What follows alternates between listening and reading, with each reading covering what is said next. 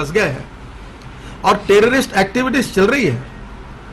American ambassador मुझे मिले थे, तब मैंने उनको सवाल पूछा था कि पहले आप बताइए कि आपका जो 11 सितंबर का 9 साल पहले हुआ था, उसके बाद एक भी आतंकवादी घटना आपके देश में नहीं हुई है और हमारे यहाँ तो सिलसिला चालू है और आप हमको शांति की मार्गदर्शन करके हम पाकिस्तान के साथ बात करने के लिए कहते हो।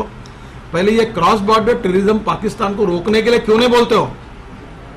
अगर आपका इंटेंशन अगर टेररिज्म के खिलाफ सही है और वर्ल्ड कम्युनिटी चाहती है कि टेररिज्म से हमें लड़ना चाहिए, तो आप पाकिस्तान को स्टॉप क्यों नहीं करते? ये जो मुंबई में पड़ी हुई डेड बॉडी है, कहाँ की है, कौन से गांव की है, पता चला है? ये कसाब कौन से गांव में रहता है, पता चला है? क्यों नहीं पाकिस्तान इनको पकड़ते? आज भी टेररिस्ट ऑर्गेनाइजेशन के हेड घूम रहे हैं, उनके अखबार निकल रहे हैं। और हेडली ने क्या कहा यूएसए में? हेडली ने कहा है कि आईएसआई के मेजर्स, हेडली ने किए हुए जवाब को जो बताया गया है उसमें काफी बातें सामने आई कि उसमें पाकिस्तानी मिलिट्री का भी आतंकवादी संगठनों के साथ संबंध है। मैं नहीं कह रहा हूं, हेडली कह रहा। इसके बावजूद हमारी सरकार की नीति है कि हमारे विदेश मंत्री वहां गए और पीट कर वापस आए, अपमानित होकर वापस आए। और मुझे लगता है कि this is a very serious concern for the country. Gujarat government is chosen for a different hostile treatment by some of the human right activist and by the central government. The very interests which want the Sohrabuddin case accused to be are fighting cases to get reprieve for terrorists. We believe that it is high time to evolve a national debate on how to handle encounter killings in various parts of the country. एक बार इसका debate करिए और मारना नहीं तो वो तो भी निर्णय करिए।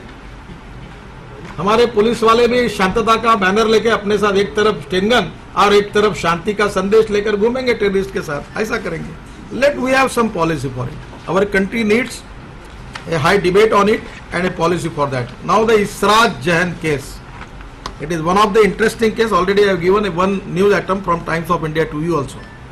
Kindly go to it and just try to understand what is going on in the country. Israt Jahan case, the startling facts disclosed by David Coleman Headley about Rat Jahan, who was killed in encounter by the Gujarat police, clearly proves what the motives of the central government and the human rights activists who are targeting the Gujarat government in several cases and also in the Sohrabuddin case.